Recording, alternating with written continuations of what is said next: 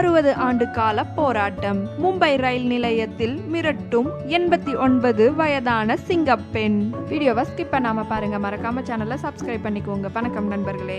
வயது என்பது ஒரு நம்பர். 89 வயதிலும் மும்பை லோக்கல் ட்ரெயினில் பேஸ்லைட் விற்கும் கமலா பெண் பார்ட்டியின் கதை இப்பொழுது இணையத்தில் வைரலாகி வருகிறது.